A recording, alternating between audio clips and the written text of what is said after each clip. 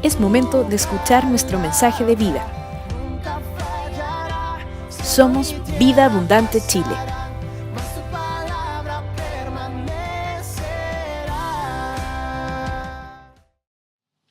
Me toca compartir la palabra. Para ese lado es. Ahí está la imagen que andaba buscando justamente. Gracias. Dios va delante de ti. Si yo les preguntara a ustedes, ¿quién fue que sacó al pueblo de Israel de Egipto? ¿Y quién lo guió todo el tiempo de su peregrinación por el desierto? ¿Qué me responderían ustedes? ¿Quién guió al pueblo?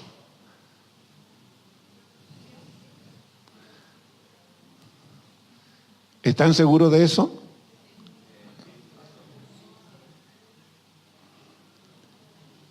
Porque normalmente, cuando nosotros pensamos en esto, o cuando la historia religiosa la revisamos, normalmente la gran figura que nos aparece aquí es Moisés, ¿verdad?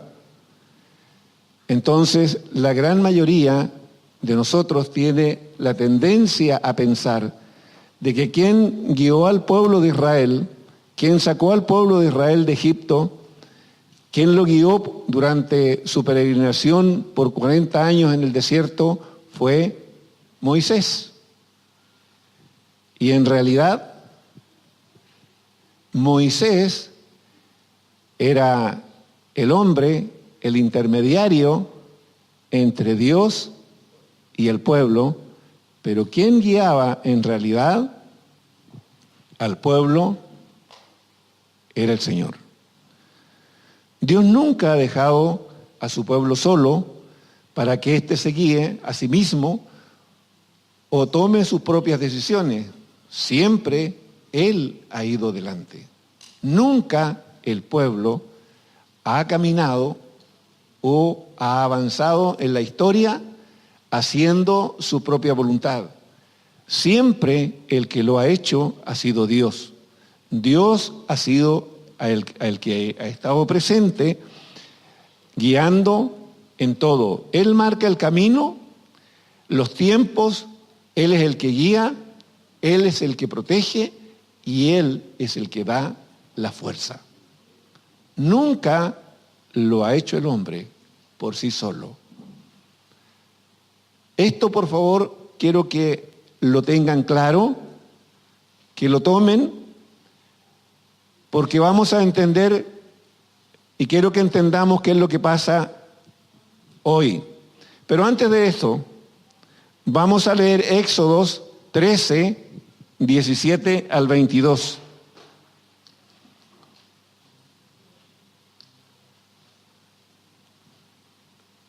Pasita, ¿tengo algún problema yo? Ahí está. Porque a veces el problema no es de la pantalla, es entre el que mueve esta cosa y nada más. Ya, fíjense lo que nos dice Éxodos. ¿Qué nos dice Éxodos del 13, 17 al 22? Es interesante. Dice, y luego que Faraón dejó ir al pueblo, Dios no los llevó por el camino de la tierra de los filisteos, que estaba cerca, porque dijo Dios, para que no se arrepienta el pueblo cuando vea la guerra y se vuelva a Egipto. Primer concepto que tenemos que tener claro. Fíjense, el pueblo frente a la guerra, Dios sabe que tiene miedo. Y eso está muy a la par con lo que acaba de plantearnos Hernán acerca de la batalla. No todos son valientes, no todos quieren ir a la guerra. Entonces, fíjense, más hizo Dios que el pueblo rodease por el camino del desierto del Mar Rojo, y subieron los hijos de Israel de Egipto armados. Tomó también consigo Moisés los huesos de José, el cual había juramentado a los hijos de Israel diciendo, Dios ciertamente os visitará y haréis subir mis huesos de aquí con vosotros. Y partieron del Sucot y acamparon en Etam a la entrada del desierto. Y Jehová iba, escuche esto, y Jehová iba delante de ellos de día en una columna de nube para guiarlos por el camino, y de noche en una columna de fuego para alumbrarles, a fin de que anduviesen de día y de noche. Nunca se apartó delante del pueblo la columna de nube de día, ni de noche la columna de fuego. ¿Quién guiaba al pueblo? Dios.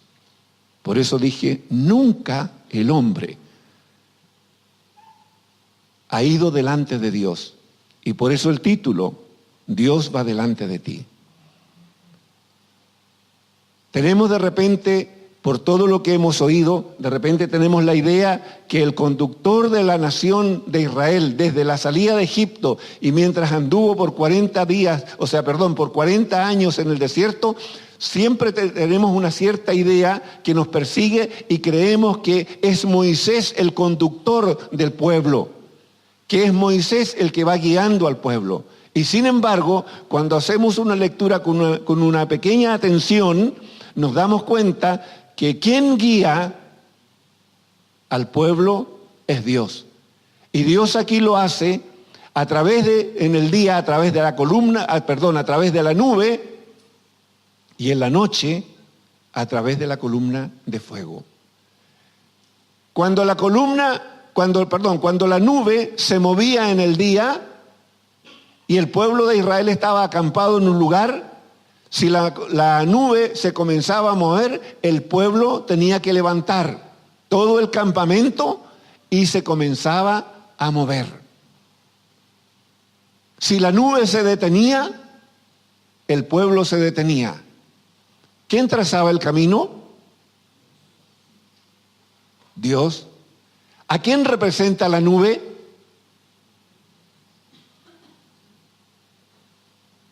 ¿Símbolo de qué es la nube?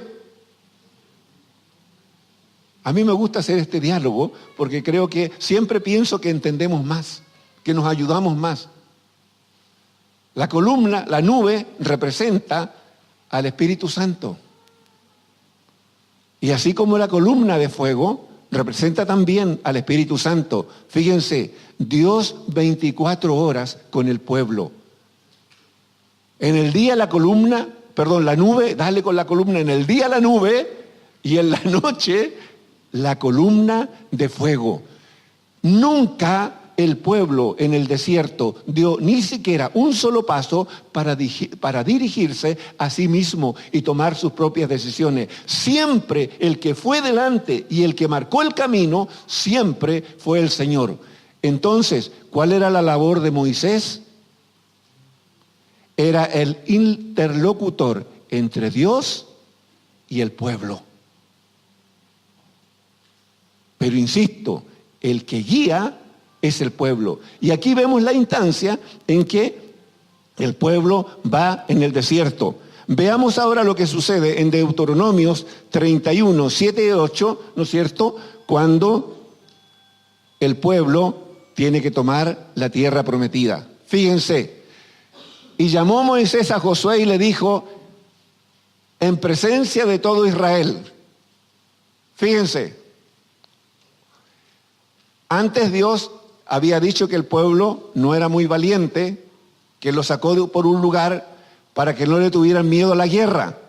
Aquí están por entrar a la tierra prometida, y Moisés habla a Josué y le dice, esfuérzate y anímate, porque tú entrarás con este pueblo a la tierra que juró Jehová a sus padres que les daría, y tú se las harás heredar.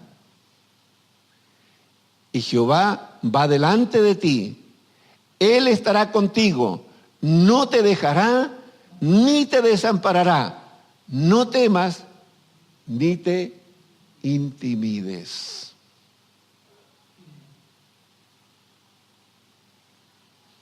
En alguna ocasión, enseñando acá, dije que el pecado ha producido en el hombre dos cosas.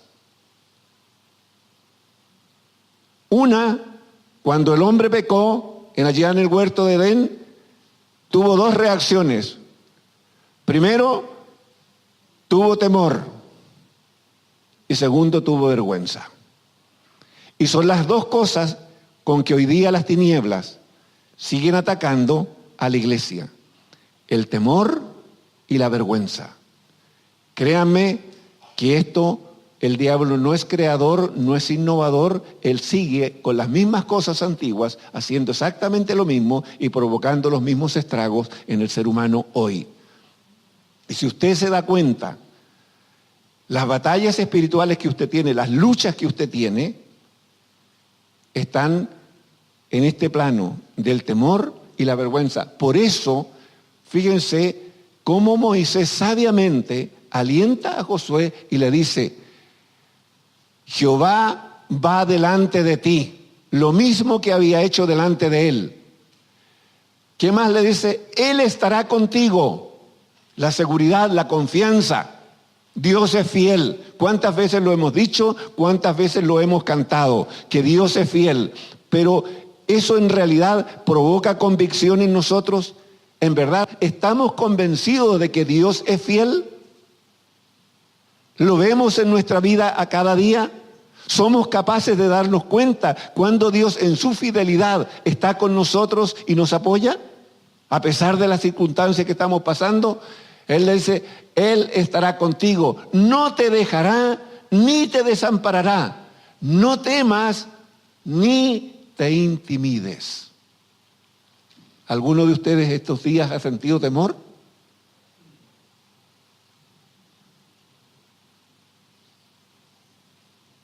El temor paraliza. El temor bloquea. El temor cierra el entendimiento. El temor hace un poco lo que dice Agustín. Nos decía Hernán, nos deja como entumecidos, paralizados, teniendo vida, y sin embargo nos quedamos como paralizados.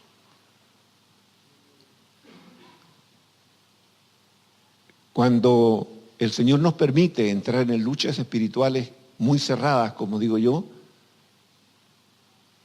el tema es: Señor, yo no confío en mí, ni siquiera en los conocimientos que tú me has permitido tomar de tu palabra, ni en las experiencias que antes tú me has dado, sino que, Señor, mi confianza está en que tú estás conmigo y tú ahora guiarás mis pasos respecto a lo que ha de hacer en este minuto de acuerdo a estas circunstancias. Cortito, para todos los que han estado orando y ayunando por el tema de mi esposa, Dios se ha glorificado en una forma impresionante.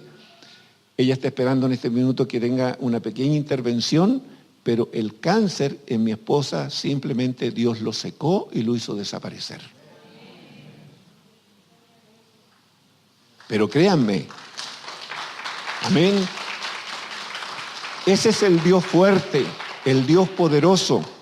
Pero créanme, enfrentar la situación, cuando tú dices, el diablo te dice 24 horas del día, te vas a quedar solo, estás viejo, tus hijos se casan, te quedas solo, vas a ser un gallo solo, botado. Toda esa batalla se vive aquí. ¿Qué haces frente a eso?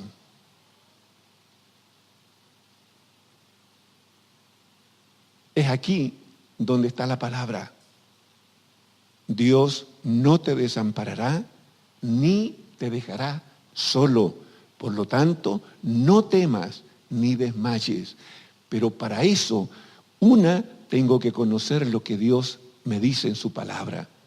Y tengo que aprender a conocerlo y a saber quién es Él y cómo es Él en cuanto a su amor y fidelidad para con nosotros. Ese es un trabajo tuyo.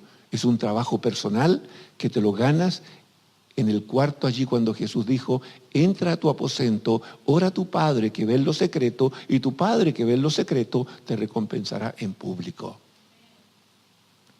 Eso te lo ganas en esa parte, no se gana en ninguna otra parte, solamente ahí. Pero amados, tenemos un Dios fiel. En la semana, como bien dijo Hernán, la semana pasada me dio una alergia por tomarme un consomé de ave con un huevo. Me llené de alergia. Al día siguiente me meto a la tina, me estoy bañando, se me van los dos pies y yo me voy como una pelota contra la tina atrás. Estoy hoy día aquí porque el Señor quiere que esté. O estoy muerto o estoy en un hospital lleno de tubos. Pero estoy aquí. Porque ese es el Dios que yo tengo. Ese es el Dios que tú tienes. Ese es el Dios que va delante de ti. Ese Dios no ha cambiado. Ese es el mismo Dios, el Dios de la antigüedad, el Dios de la gloria, ese Dios glorioso, ese Dios que leemos las cosas portentosas que Él hizo, es el mismo Dios que camina hoy delante de ti. ¿Te queda claro? Si nosotros no tenemos esa convicción, amados hermanos, créanme, no la vamos a pasar bien. Tenemos que conocer al Dios que creó los cielos y la tierra. Tenemos que conocer al Dios que camina todos los días, no al lado mío, ni detrás de mí, sino que delante de mí, el Dios que me marca el camino. El Dios que es dueño de los tiempos, el Dios que me protege y que me cuida. Porque si Él no me hubiese protegido y no me hubiese cuidado, ¿dónde estoy yo hoy día? O en el cementerio o en un hospital, pero no estoy aquí. Amén. Todo esto Dios lo hizo en el pasado, pero ¿qué hay de hoy? ¿Qué hay de este tiempo? Cuando se cumplió el tiempo que el Señor había prometido que sería presente el reino de Dios o el reino de los cielos en esta tierra, y viniera y se manifestase a los hombres el reino de Dios, el profeta Juan, el Bautista, profetiza acerca de un hecho que nunca antes había ocurrido en la historia del hombre y marca un cambio radical en la relación de Dios con el hombre. Y el profeta Juan, en el Evangelio de Lucas, lo dice de esta manera. Lucas 3, 15 al 17.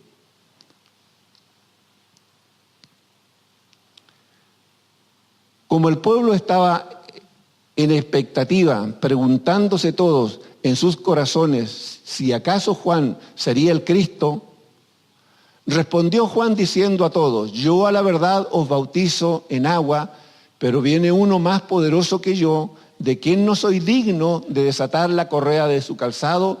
Él os bautizará en Espíritu Santo y fuego. Fíjense, Él os bautizará en Espíritu Santo y fuego. Y agrega esto: su aventador está en su mano y limpiará su era y recogerá el trigo en su granero y quemará la paja en fuego que nunca se apagará.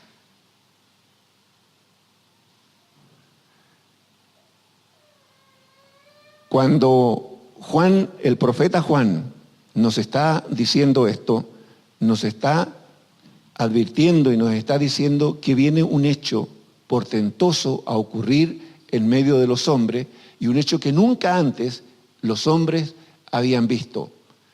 Dice que viene un hombre detrás de él, que ese hombre bautizará a los hombres en Espíritu Santo y fuego.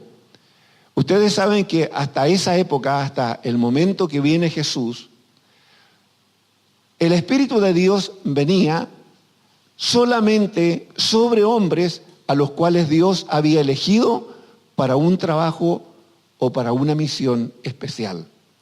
En el caso de los reyes o en el caso de los profetas, Dios, cuando levantaba a un hombre, Dios enviaba a un profeta para que fuese ungido aquel hombre como rey, o Dios hacía que aquel profeta que ya estaba ungiese con aceite al que lo había de reemplazar. Y sobre ese hombre, y solamente, únicamente sobre ese hombre, posaba la presencia del Espíritu de Dios, y todos los hechos que Dios hacía eran portentosos a través de esos hombres.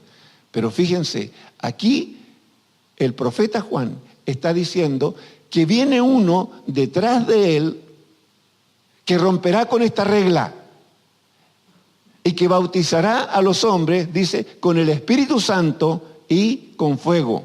Y agrega algo más, y que esto a nosotros no nos gusta mucho tocar porque no es muy popular. Y dice, su aventador está en su mano y limpiará su era y recogerá el trigo en su granero y quemará la paja en fuego que nunca se apagará.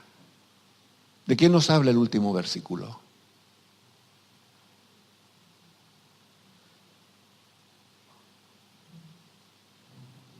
¿Qué es lo que ven ustedes en ese último texto? ¿Hay juicio de Dios o no? ¿Nos gusta mencionarlo? No. ¿Es popular mencionar el juicio de Dios? No. El Evangelio tiene dentro de sí, de su mensaje de amor y de misericordia, ¿está incorporado el juicio de Dios? Absolutamente sí. Aquí Juan lo está diciendo. Fíjense, Juan está anunciando un tremendo hecho, pero lo cierra diciendo esto, que este hombre, un día, que ha de venir, dice que el aventador está en su mano. ¿Qué es el aventador? ¿Por qué habla el profeta del aventador?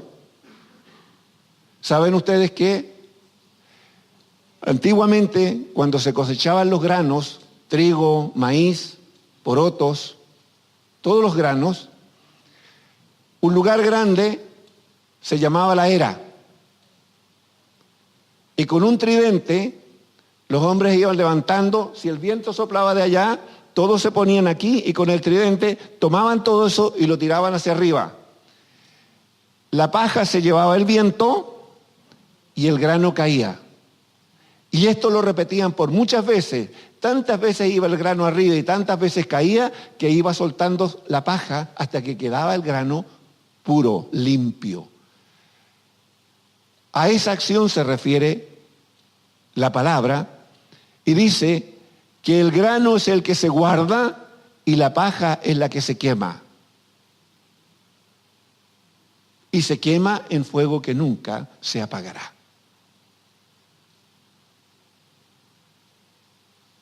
Y esto lo iba a hacer el que había de venir después de él. Jesús es el primer hombre que puede declarar que el Espíritu del Señor estaba sobre él sin que nadie antes lo ungiera con aceite como era la costumbre. Fíjense, y esto ocurre en Lucas 4, 18 al 21. Fíjense, Juan lo anuncia, aparece Jesús, y Jesús dice, el Espíritu del Señor está sobre mí, por cuanto me ha ungido para dar buenas nuevas a los pobres, me ha enviado a sanar a los quebrantados de corazón, a pregonar libertad a los cautivos y vista a los ciegos, a poner en libertad a los oprimidos, a predicar el año agradable del Señor. Fíjense, nunca antes ningún hombre, en primer lugar, había declarado que el Espíritu del Señor estuviera sobre él, sin que antes hubiese mediado el hecho de que otro viniese y lo ungiese con aceite. Y además que Jesús está diciendo aquí, fíjense, dice, el Espíritu del Señor está sobre mí, dándole prioridad a la presencia de Dios sobre su vida y diciendo para qué esto ocurre en él.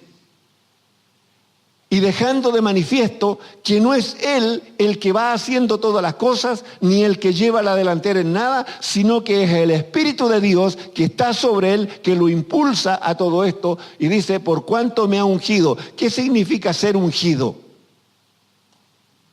¿Qué entendemos cuando leemos que Jesús declara a Él haber sido ungido? La palabra ungido, ¿qué significa? Apartado. Apartado o separado para. Y Jesús está diciendo, el Espíritu de Dios y el Espíritu de Dios me han separado para. Y fíjense lo que declara. Dice, me ha enviado a sanar. Nótense, me ha enviado. No dice, yo voy a hacer, sino que dice, yo soy un enviado. Me ha enviado ¿a qué? A sanar a los quebrantados de corazón, a pregonar libertad a los cautivos, vista a los ciegos y a poner en libertad a los oprimidos y a predicar el año agradable del Señor. ¿Qué se hace sin la unción del Espíritu de Dios? ¿Quién está dirigiendo a Jesús? ¿Quién es el que está actuando a través de Jesús? El Espíritu de Dios. ¿Quién va delante de Jesús? Dios el Padre. Fíjense, Dios el Padre va delante de él.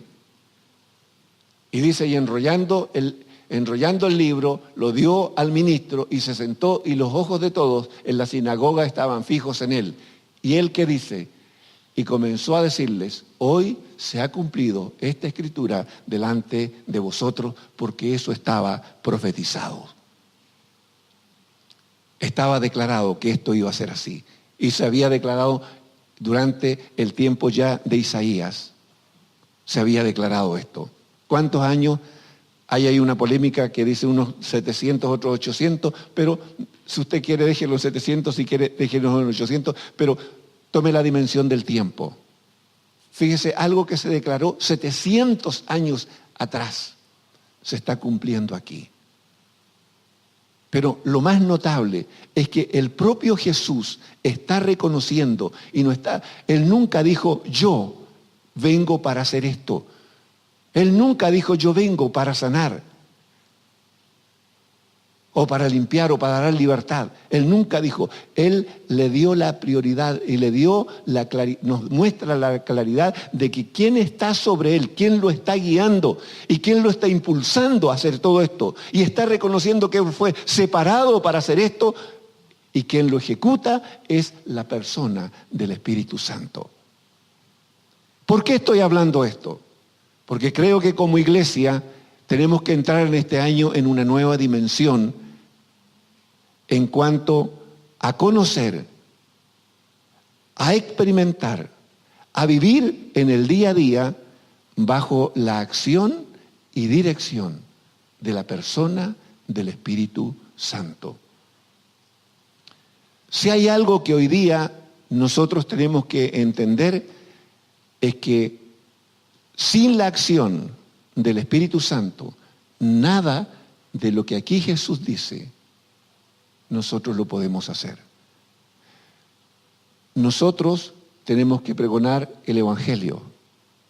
Nosotros tenemos que orar por enfermos.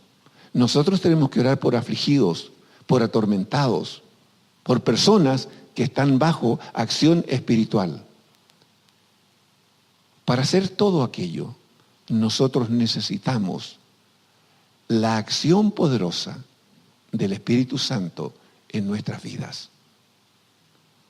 Necesitamos reconocer como iglesia y como individuos que cada uno de nosotros necesitamos la acción del Espíritu Santo en nuestras vidas en el día a día. Esto no es para el día domingo, no es para el día martes, no es para el día que usted se reúne en iglesia en casa. Esto es para experimentarlo todos los días, en el día a día y en todas las cosas, en todos los ámbitos de su vida.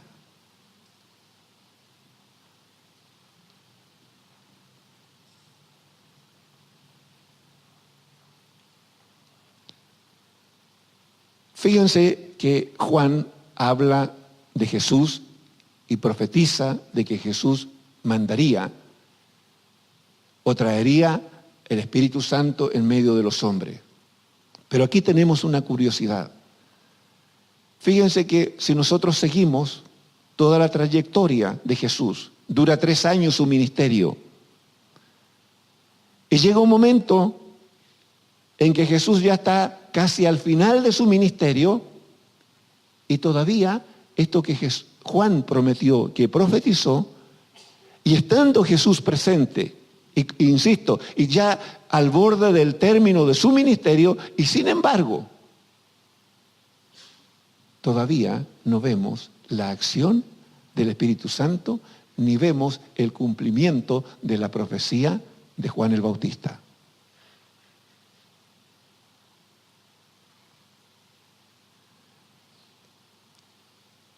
Hernán la semana pasada, creo que fue que nos compartía la palabra, él nos hablaba en un momento en que Juan manda a preguntar a Jesús y dice, ¿eres tú el que había de venir o esperamos algún otro?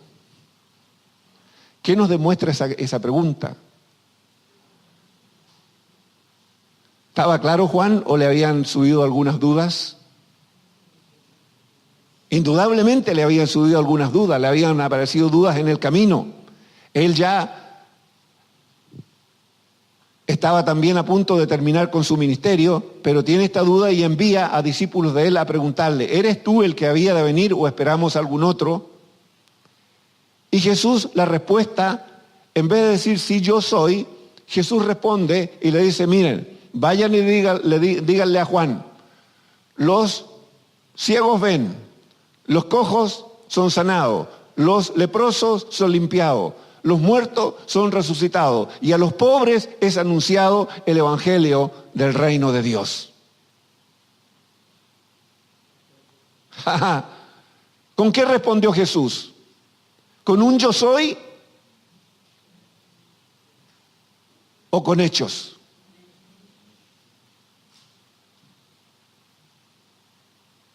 Fíjense. Si a nosotros hoy día nos preguntaran, ¿tú eres cristiano? ¿Qué responderíamos nosotros? ¿Tú eres un discípulo de Jesús? ¿Cómo responderíamos nosotros? Yo digo, sí, yo soy discípulo de Jesús, yo soy cristiano. Y luego alguien me dice, mira, aquí hay un paralítico. ¿Puedes orar por él?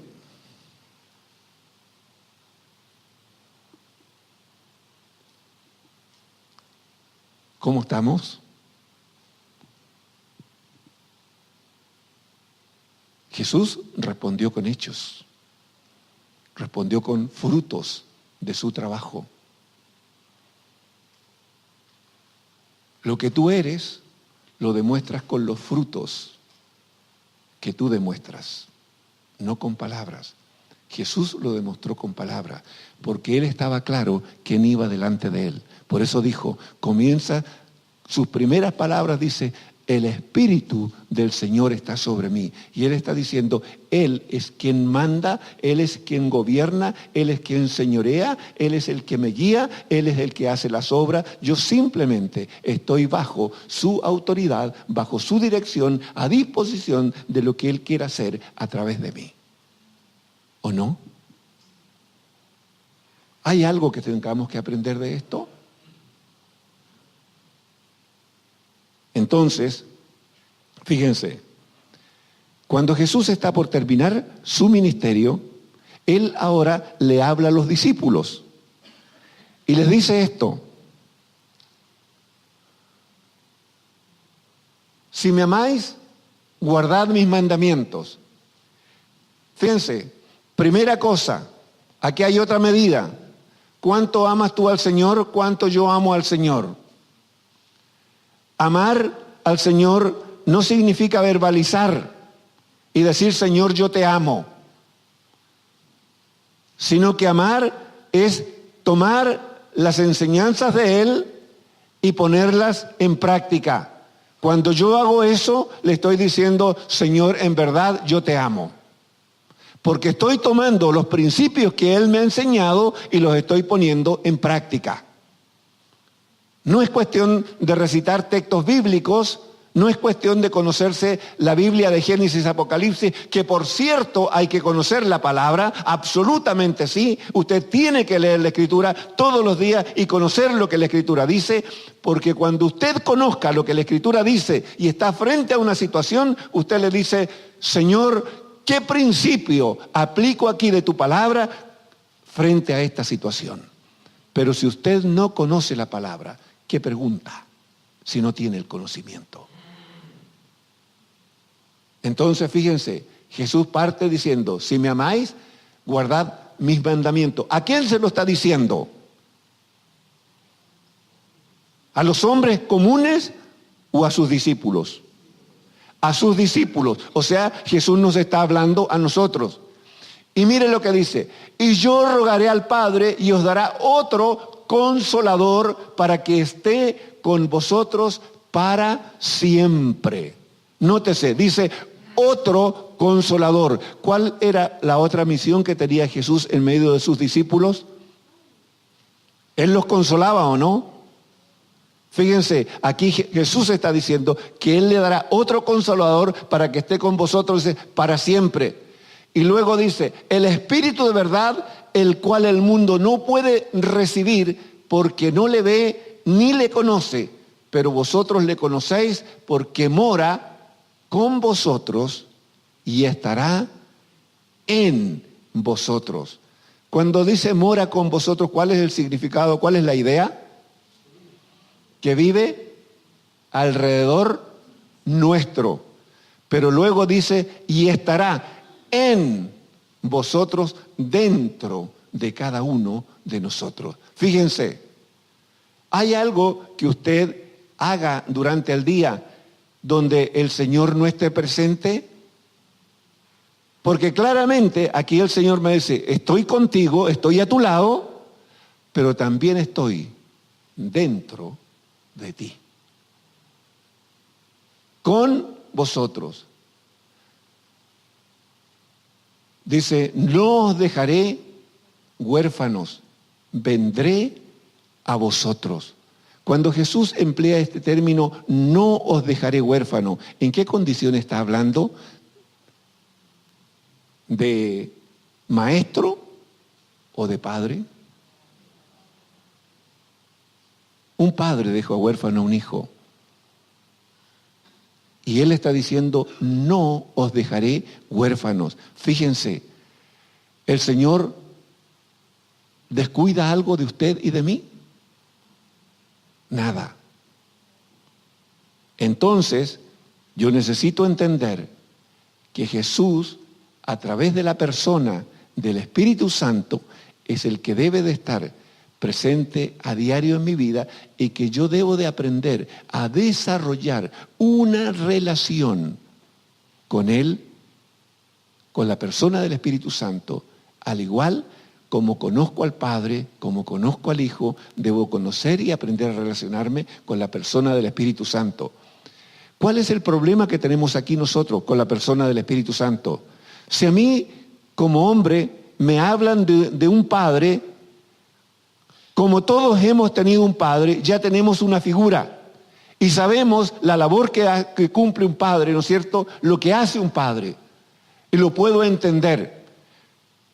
Cuando me hablan del hijo, yo mismo he sido hijo, cada uno hemos sido hijos, por lo tanto sabemos también cuál es el rol de un hijo en una familia.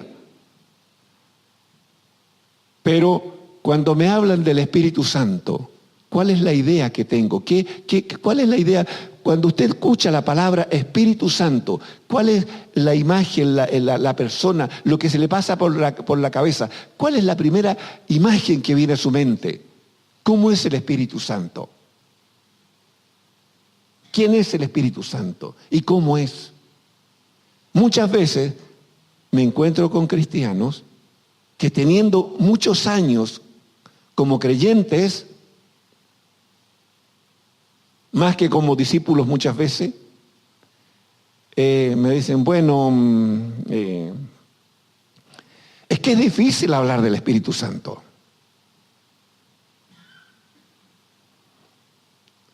¿Y cómo haces con tu vida cristiana? ¿Quién te guía? ¿Cómo tú aprendes? ¿Cómo lees la Escritura? ¿Cómo aprendes?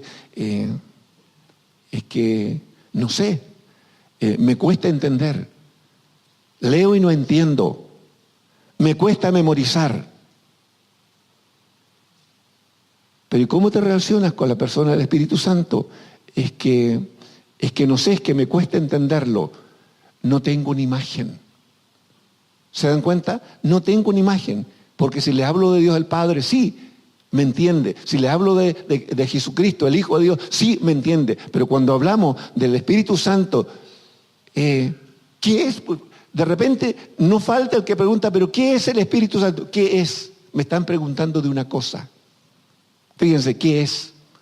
No me están preguntando quién es y cómo es, sino que me están preguntando qué es, como si fuera una cosa. Amados, creo que esta es una gran falencia que hoy día tenemos en la iglesia. Algo que fue profetizado por Juan y algo a alguien que Jesús lo promete enviar, que le llama Consolador, que le llama Espíritu de verdad. Hoy día la iglesia no se sabe relacionar con Él, porque no le ve como una persona. ¿Y el Espíritu Santo qué es? El Espíritu Santo es la persona de Dios, es la esencia de Dios mismo, es el Espíritu mismo, que es invisible a mis ojos físicos, pero que es absolutamente palpable en nuestra alma.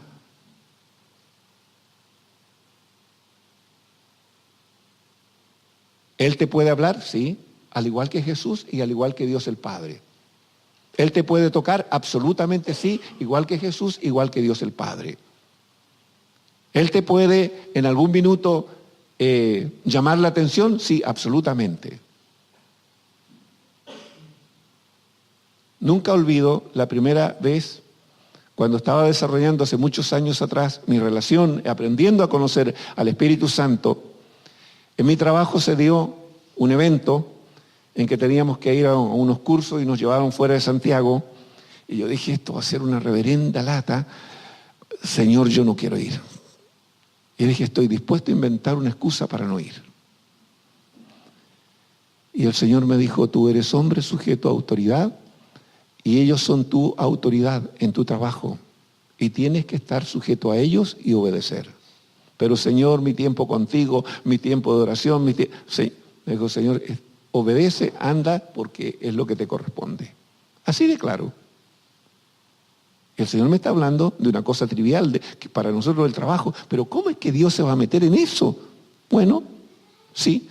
Y lo que yo más lamentaba es que no iba a tener mis tiempos de oración que tenía cada día. Y recuerdo que ese día viajamos en la noche, dormimos allá, partió todo este seminario, toda la noche, gran parte de la noche, y al día siguiente muy temprano. Me acuerdo que nos llegamos al mediodía a la comida y hacen un asado. Y me acuerdo que empiezan a repartir las empanadas en primer lugar, como se hace siempre, y estoy en el tema y digo, Señor, ¿qué estoy haciendo aquí? Y me sentía ajeno a todo. Y hacen una fila para empezar a recibir su empanada y un vasito que no era más que esto de vino. Un vasito plástico para la empanada. Y soy de los últimos, al final me doy cuenta que soy de los últimos que estoy llegando. Y de repente estoy solo, ya todos se ven, y de repente siento mi cinturón aquí. 3 golpes. Me doy la vuelta y busco por todos lados y no hay nadie. Y los que estaban al frente, recién me doy cuenta que me quedan mirando, me dicen, ¿qué te pasa? Y cuando siento los 3 golpes en mi cinturón, siento una voz muy dulce que me dice, aquí estoy contigo. No estás perdiendo el tiempo. Yo estoy aquí. Fíjense. Entonces, entiéndame, el Espíritu Santo es una persona que tiene emociones, que tiene sentimientos, que tiene pensamiento, que tiene voluntad, que tiene inteligencia, conocimiento y ciencia en Él. Y Él es el que abre para nosotros su palabra, Él es el que nos enseña, Él es el que nos corrige, Él es el que nos anima, Él es el que nos exhorta y también nos reprende y también nos consuela. Entonces es fundamental nuestra relación con Él, absolutamente fundamental si nosotros queremos desarrollar nuestra vida cristiana, si nosotros queremos experimentar la gracia, el poder de Dios en nuestra vida, absolutamente fundamental que nosotros aprendamos a desarrollar esta relación con la persona del Espíritu Santo, que hasta aquí para los discípulos es una promesa. Fíjense, Jesús prometió enviar al Espíritu Santo y la llamó Consolador y Espíritu de verdad. ¿Qué más dijo Jesús respecto al Espíritu Santo?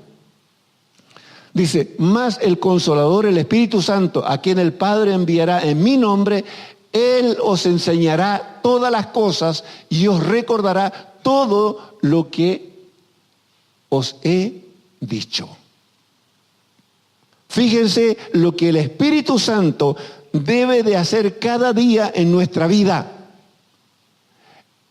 Dice, Él os enseñará algunas cosas, todas las cosas. ¿Qué quedó fuera? ¿Hay algo de tu vida privada, hay algo de tu vida natural, de tu vida física, que ahí no esté incluido? ¿Alguna vez ustedes le han dicho, Señor, ¿sabes qué? ¿Qué debiera de comer yo hoy día? ¿Le han preguntado alguna vez? Una niñería como esa, les pareciera que fuera una niñería. Pero por ejemplo, si usted quiere desarrollar una vida de oración y de ayuno en un tiempo, ¿usted le preguntaría al Señor, Espíritu Santo, ¿me puede decir cómo me preparo? ¿Qué debo de comer? ¿O qué no debo de comer? ¿Ustedes creen que el Espíritu Santo les va a decir y les va a enseñar? Pero si ustedes no lo hacen y no lo experimentan, ¿cómo lo van a saber? Lo digo porque lo he experimentado. Y Él me dice, no comas eso. No, abstente de esto otro. Y créanme que muchas veces cuando Él me ha dicho, me ha dado órdenes, no lo he entendido y digo, Señor, no entiendo por qué, pero simplemente te voy a obedecer. Pero al tiempo después he entendido la razón por qué Él me dijo, no uses eso. Es una persona. Él me cuida. Él me protege. Él me enseña. Él me exhorta. Él me anima. Por eso Jesús lo llamó y dijo que es el Consolador, le dijo el Espíritu Santo, a quien el Padre enviará en mi nombre y Él os enseñará todas las cosas y os recordará. Fíjense, todo lo que yo os he dicho. Cuando usted me dice, ¿sabe qué? Yo recordé tal cosa, permítame decirle que usted no recordó tal cosa.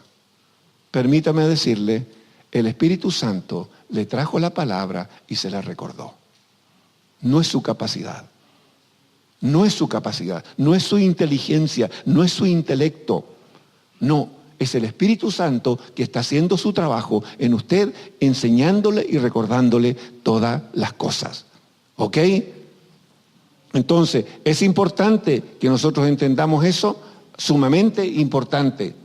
¿Qué más habló Jesús acerca del Espíritu Santo que prometió enviar? Dice, pero yo os digo la verdad, os conviene que yo me vaya. Y aquí está hablando Jesús poco antes de irse, poco antes de ascender a los cielos. Fíjense, ya está terminando el ministerio de Jesús y aún, insisto, la profecía de Juan no se cumple, que había dicho que el que venía detrás de él bautizaría en Espíritu Santo y fuego.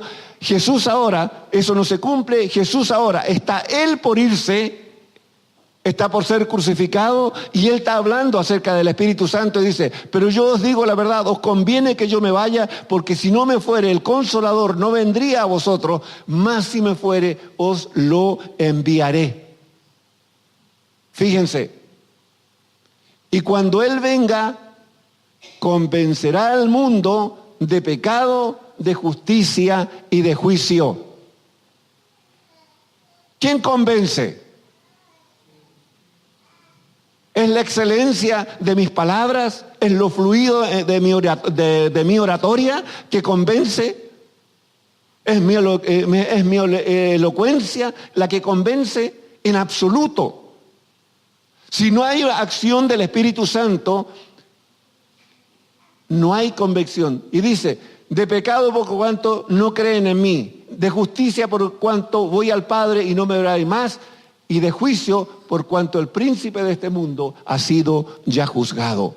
Pero fíjense, todo lo que el Espíritu va a hacer, lo que el Espíritu Santo va a hacer con la iglesia, ¿qué va a hacer con los discípulos? Les va a recordar todas las cosas que Jesús le ha enseñado. ¿Qué va a hacer frente al mundo el Espíritu Santo? El Espíritu Santo es el que va a convencer de pecado, de justicia y de juicio. Entonces yo le pregunto esto, si usted y yo tenemos una misión, y más bien tenemos lo que se llama la gran comisión que tenemos que cumplir, usted y yo tenemos la responsabilidad de ir y llevar el Evangelio a todo el mundo.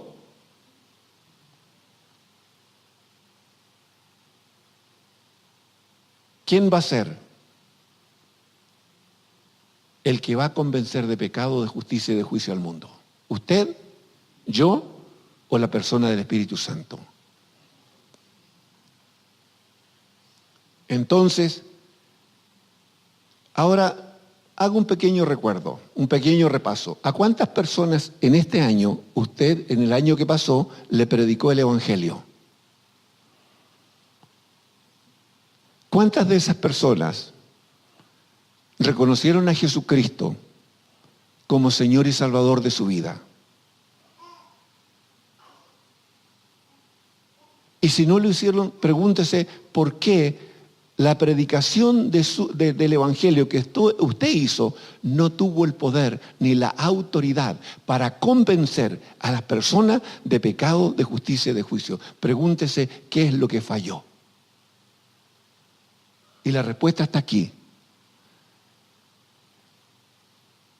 Dice, cuando Él venga, convencerá al mundo de pecado, de justicia y de juicio. De pecado por cuanto no creen en mí, de justicia por cuanto voy al Padre y no me veréis más, y de juicio por cuanto el príncipe de este mundo ha sido ya juzgado. Entonces, no es nuestra elocuencia, no es nuestra gran oratoria, no son nuestras capacidades, sino es la acción del Espíritu Santo en mi vida.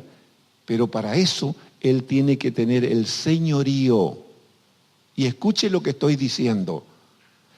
El Espíritu Santo tiene que venir a señorear, tiene que venir a reinar, tiene que venir a gobernar y a dirigir mi vida y la suya. Si no hay señorío del Espíritu Santo en nuestra vida, no hay resultados en nada en nuestra vida, mucho menos en cumplir la gran comisión. No hay poder, no hay autoridad espiritual para que logremos eso. Entonces, nosotros como iglesia con urgencia necesitamos ser llenos del Espíritu Santo para poder tener poder y autoridad para poder predicar el Evangelio. Mucho menos vamos a orar por los enfermos, mucho menos los cojos, los ciegos, los leprosos, ¿no es cierto?, van a ser sanados y limpiados, y los hombres y mujeres atormentados por espíritu, mucho menos van a ser liberados, porque si no está el Espíritu Santo llenando nuestras vidas, entonces no hay resultados. ¿Qué más dijo? Fíjense, cuando Jesús ya había muerto y había resucitado, los juntó en el monte de los Olivos y les dio una orden. La orden antes había sido que, no sé, lo cierto, la gran comisión de Mateo 28, 19 al 20. ¿Qué les dijo? Todo poder me ha sido dado en los cielos y la tierra, por tanto, id y haced discípulos a todas las naciones, bautizándolos en el nombre del Padre, del Hijo y del Espíritu Santo, y he aquí, dice, yo estoy con vosotros todos los días hasta el fin del mundo. Amén. Esa fue la orden que les dio allí, ¿no es cierto?, en el Monte de los Olivos, y que está registrado en Mateo 28, 19 al 20. Pero Mateo 28, 19 al 20 no terminan aquí, sino que terminan acá. Curiosamente, terminan acá. Y cuando Jesús les da esa orden, es como que luego se contradijera o les da una contraorden y les dice esto. Y estando juntos les mandó que no se fueran de Jerusalén, sino que esperaran la promesa del Padre, la cual les dijo, oísteis de mí. Primero los manda y luego le dicen, pero un momento, no se muevan de aquí hasta que reciban la promesa. ¿Cuál promesa? La que él le había dicho. Si yo me voy, enviaré a vosotros al Consolador, al Espíritu Santo, al Espíritu de verdad, el cual os guiará a toda verdad. Les conviene que yo me vaya, le dice, porque si no yo no me fuere, entonces no vendría, pero si me voy, yo les enviaré al Consolador, al Espíritu Santo. Bueno, aquí les está diciendo, y estando juntos les mandó que no se fueran de Jerusalén, sino que esperasen la promesa del Padre, la cual les dijo, oíste de mí. Y nótense, porque Juan ciertamente bautizó con agua, mas vosotros seréis bautizados con el Espíritu Santo dentro de no muchos días. La importancia que Jesús le da acerca de la persona del Espíritu Santo. Ya vimos la labor que hace el Espíritu Santo tanto en la vida de los discípulos, que es enseñar y recordar todas las cosas, y cómo es Él el que convence de pecado, de justicia y de juicio frente al mundo. Por lo tanto, si la acción del Espíritu Santo no está presente, no van a ver ninguna de las dos cosas. No me van a recordar nada, ni voy a tener poder para anunciar el Evangelio. Fíjense, o sea, es un discípulo en punto cero. O sea, recojo el término de Hernán, congelado. Está ahí en congelado. Está entumecido. No hay vida, no hay poder, no hay fuego. Y está entumecido. Porque ¿quién da la vida? ¿Quién da el poder? ¿Quién da la autoridad? ¿Quién da la inteligencia? ¿Quién recuerda todo? Es el Espíritu Santo. No soy yo, no es mi inteligencia, no es mi capacidad. Muy bien. Vamos a lo siguiente. Dice, cuando llegó el día de Pentecostés, estaban todos unánimes juntos. Y de repente vino del cielo un estruendo como de un viento recio que soplaba, el cual llenó toda la casa donde estaban sentados. Y se les aparecieron lenguas repartidas como de fuego, asentándose sobre cada uno de ellos. Y fueron todos llenos del Espíritu Santo y comenzaron a hablar en otras lenguas según el Espíritu les daba que hablasen. Fíjense, quiero que entiendan esto. Jesús, el Señor, fue crucificado durante la fiesta de la Pascua, ¿sí o no? ¿Está claro eso o no? El Señor fue crucificado durante la fiesta de la Pascua, en los primeros días. ¿Cuántos días duraba esta fiesta?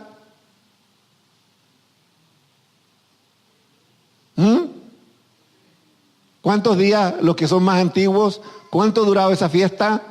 La fiesta de la Pascua, 7 días, correcto, duraba 7 días. Entonces, fíjense, se termina la Pascua, Jesús había resucitado, tiene esta reunión con los discípulos allí en el Monte de los Olivos, asciende a los cielos y Él les da la orden que esperen hasta que venga la promesa del Padre, el Espíritu Santo. ¿Cuánto tiempo pasa hasta que esto venga? Leí por ahí un comentario, no me recuerdo dónde, de que se calcula que más o menos cuando el Señor Jesucristo les dio la orden a los discípulos ahí en el Monte de los Olivos, se cree que habían más o menos unos 500 discípulos. Cuando llegó el día de Pentecostés, que son 7 semanas después, o 50 días,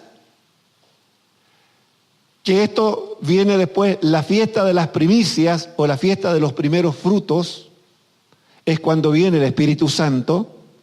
Habían pasado 50 días y más o menos de esos 500 que se calculan que podrían haber habido en el Monte de los Olivos, ¿cuántos quedan? 120. Fíjense,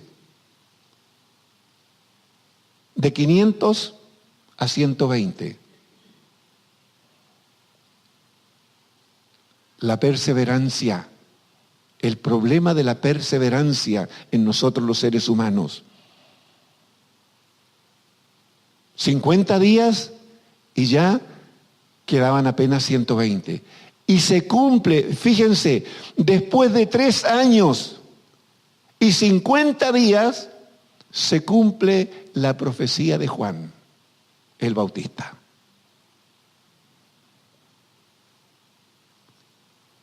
Cuando Dios llega a levantar a alguien como profeta y nos habla y nos dice Dios ha dicho esto, nuestra primera reacción es decir, ¿para cuándo va a ser? ¿Dios te dijo fechas? No, Dios no me dijo fechas. Solamente Dios me dijo que esto iba a ser. Fíjense, aquí pasan 3 años y 50 días y recién se cumple. Ya ni siquiera Jesús estaba presente. Yo me pregunto si hubiese estado Juan, ¿con qué signo de interrogación hubiese estado Juan en su cabeza diciendo, pero si yo lo anuncié, yo dije que este iba a hacer esto y ahora murió, se fue y todavía nada? Pero sin embargo, aquí se está cumpliendo la profecía. Lo que demuestra que hay 2 tiempos que yo tengo que entender. Uno, que es el tiempo de Dios. El tiempo de Dios siempre es, porque Dios es. Dios no tiene ayer, ni hoy, ni mañana. Dios simplemente es. Mi gran problema conmigo es que yo sí tengo ayer, yo tengo hoy y yo tengo mañana. Pero Dios es. Entonces para Dios no había problema que pasaran estos 3 años y 50 días. Porque lo que Él iba a hacer, lo había dicho, lo había anunciado por medio de su profeta y Él sabía cuándo era el tiempo. Por eso dije cuando comencé que Dios es el que marca los tiempos. Dios muestra el camino y Dios tiene los tiempos en que Él hará cada cosa. No depende de usted ni de mí, los tiempos, el camino y los tiempos los marca el Señor. Y fíjense, viene el Espíritu Santo. Cuando llegó el día de Pentecostés estaban todos juntos y de repente vino del cielo un estruendo como de un viento recio que soplaba, el cual llenó toda la casa donde estaban sentados y se les aparecieron lenguas repartidas. ¿Cómo? Por favor, leamos bien esto. ¿Cómo? De fuego. No dice que son de fuego, dice como de fuego. Asentándose sobre cada uno de ellos. Fíjense, ¿por qué digo que se cumple la profecía de Juan? Juan dijo 2 cosas. Dijo que el aventador estaba en la mano de Jesús y que él iba a ser el que iba a bautizar en Espíritu Santo y fuego. Entonces fíjense, aquí el Espíritu Santo viene como un viento recio para aventar todos los corazones y sacar toda maldad de los corazones de los que estaban ahí. Y como de fuego para purificar los corazones, de tal manera que una iglesia naciente sea una iglesia limpia y santa. Por lo tanto, aquí tenemos 2 principios más. Limpieza y santidad son las condiciones para la llenura del Espíritu Santo en la vida de un creyente. Sin limpieza y sin santidad no hay llenura del Espíritu Santo.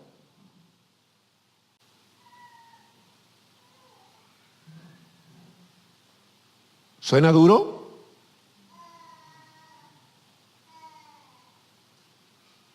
Con poder para darle a ese mundo que se sigue corrompiendo. No van a haber señales ni prodigios. Hoy día el mundo que nosotros tenemos, que nos rodea, no necesita palabras, no necesita discursos. Es un mundo que hay que ganárselo mostrando poder y autoridad de Dios. Si usted no muestra poder y autoridad de Dios, créame, será un cristiano campana. Puede meter mucho ruido, hacer mucho ruido, pero si no hay frutos, créame, no habrá convicción de pecado, de justicia y de juicio.